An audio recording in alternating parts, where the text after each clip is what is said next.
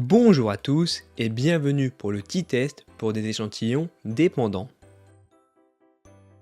Le t-test pour des échantillons dépendants mesure l'efficacité d'un traitement sur un seul groupe.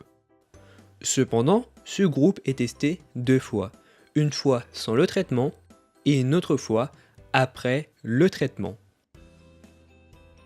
Ce t-test est rarement utilisé en entreprise, mais plutôt en recherche, pour mesurer les méthodes d'apprentissage.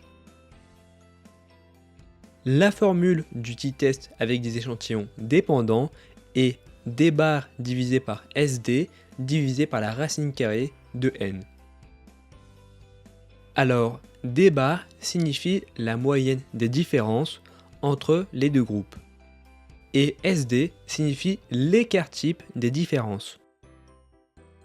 Alors, pour rappel, avec l'écart type, nous mesurons les différences par rapport à la moyenne des différences, le tout au carré, puis nous faisons la somme que nous divisons par n-1 et nous terminons par la racine carrée du résultat. Et pour terminer, n signifie la taille de l'échantillon. Alors, dans ce contexte, nous n'avons qu'un seul échantillon. Pour comprendre ce t-test, prenons un exemple. Un professeur veut savoir si sa nouvelle méthode d'apprentissage de lecture avec des tablettes est efficace. Il fait passer un test avant d'appliquer sa nouvelle méthode d'apprentissage et fait repasser le test après avoir appliqué sa nouvelle méthode d'apprentissage. L'hypothèse nulle affirme qu'il n'y a aucune différence entre l'apprentissage avec tablette et sans tablette. Les moyennes sont égales. On note H0, mu avant est égal à mu après. Tandis que l'hypothèse alternative affirme qu'il y a une différence entre l'apprentissage avec tablette et sans tablette. Les moyennes sont différentes. On note H1, x avant est différent de x après. Donc nous avons un test bilatéral. Nous choisissons un seuil alpha de 5%, c'est le seuil par défaut. C'est-à-dire que nous rejetons l'hypothèse nulle si la probabilité d'observer une différence aussi grande ou plus est inférieure à 5%. Les notes des élèves sont les suivantes.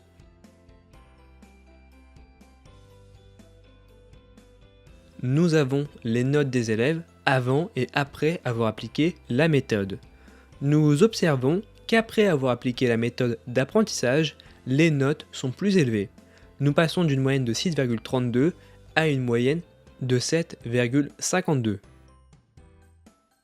Alors, j'ai aussi calculé les différences pour que les calculs soient plus rapides. La moyenne des différences est de 1,2 et l'écart type des différences est de 2,45. La question que vous vous posez est quel test statistique devons-nous utiliser?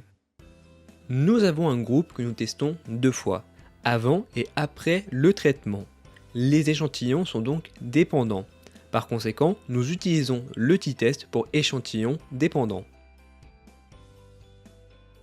Nous faisons 1,2 divisé par 2,45 divisé par la racine carrée de 25, ce qui nous fait 2,45.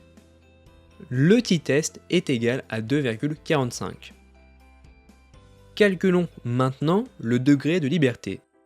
Le degré de liberté est égal à n-1. Nous faisons 25-1, ce qui nous fait 24. Maintenant que nous avons notre t-test et notre degré de liberté, quelle est la limite pour rejeter l'hypothèse nulle?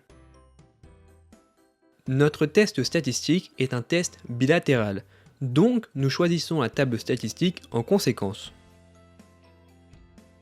Nous avons le test statistique, la table statistique, le seuil de rejet de 0,05 et le degré de liberté égal à 24. La limite est de 2,064.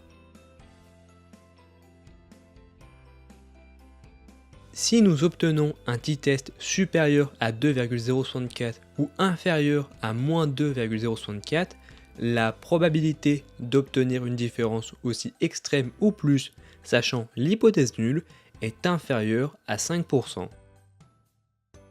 Dans notre cas, le t-test est égal à 2,45. Il est dans la zone de rejet. Donc, nous rejetons l'hypothèse nulle qui affirme qu'il n'y a aucune différence entre l'apprentissage avec tablette et sans tablette. Nous pensons que l'apprentissage avec des tablettes est plus performant que l'apprentissage sans tablette. C'est-à-dire que le test est statistiquement significatif. Alors, évidemment, il est toujours possible de réaliser une erreur de type 1, c'est-à-dire que la différence observée est réellement due au hasard, mais ça, nous ne pouvons pas le savoir.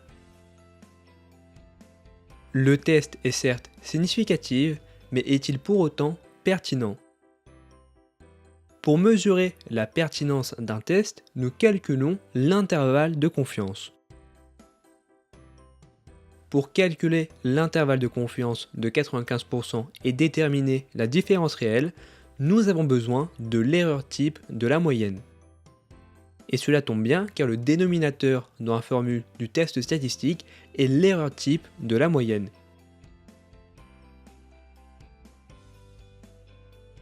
Nous faisons 2,45 divisé par la racine carrée de 25, ce qui nous fait 0,49. L'erreur type de la moyenne est égale à 0,49.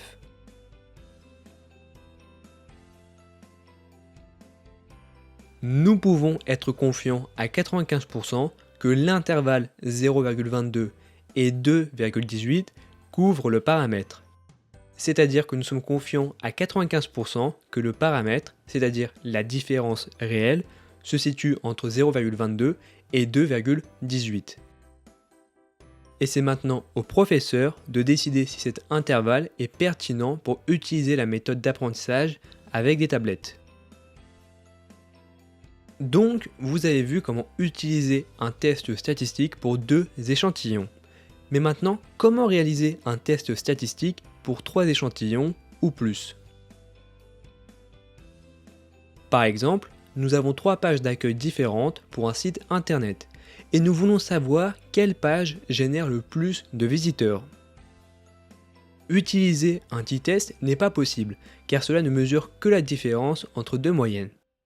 Et nous verrons la réponse à cette question dans la prochaine vidéo.